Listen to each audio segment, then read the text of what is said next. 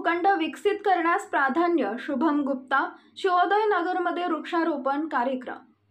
सांगली मिरज कुपवाड महापालिका क्षेत्रात असलेले आरक्षित भूखंड विकसित करण्यासाठी आवश्यक ती सर्व पावले महापालिका उचलेल, अशी माहिती आयुक्त शुभम गुप्ता यांनी दिली आहे।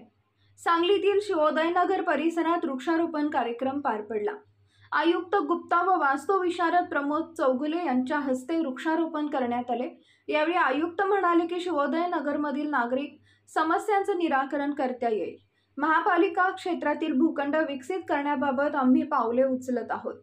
याशिवाय महापालिका क्षेत्रात सर्वत्र दिशादर्शक फलक लावण्याबाबतही लवकरच निर्णय होईल।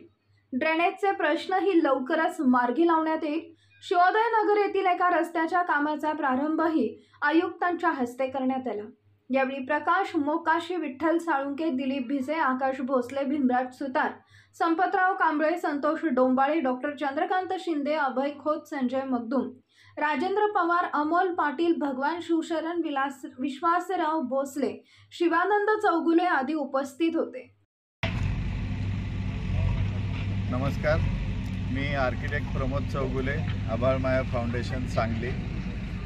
झाडं लावणं म्हटलं की खरं तर आवडीनं प्रत्येक ठिकाणी जावं असं मनापासून वाटत असतं, पण आज मात्र एक वेगळा अनुभव मी इथं मिळवलेला आहे। बाळूमामा मंदिर परिसरात शिवोदय नगरमध्ये इथल्या सगळ्या तरुणांनी एकत्रित येऊन ही झाडं लावायची जी काही संकल्पना मांडली आहे, आणि तीसुद्धा 10 फूट उंचीची पूर्ण वाढलेली झाडं आहेत। अशी झाडं लावणं गरजेचं आहे हे आम्ही नेहमी सांगत असतो, पण इथं प्रत्यक्षात आम्हाला बघता आलं आणि लावली गेली झाडं।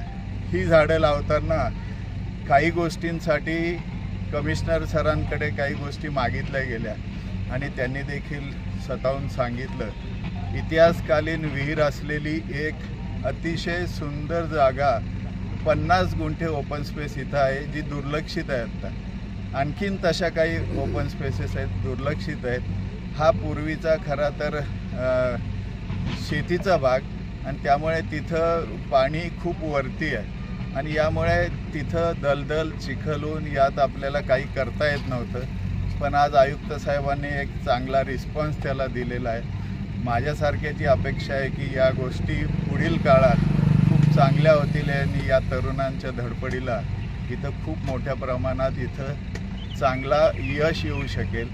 बाळूमामा मंदिर आणि त्याच्या परिसरात आत्ता चालू असलेलं काम हे वाखाणण्याजोगणं तर आहेच, पण शिवोदय नगरमधलं सगळं काम झाडं लावण्यापासून जगवण्यापर्यंत आणि या ओपन स्पेसेस डेव्हलप करण्यापर्यंत खूप उत्तम पद्धतीनं होईल अशी मला खात्री आहे।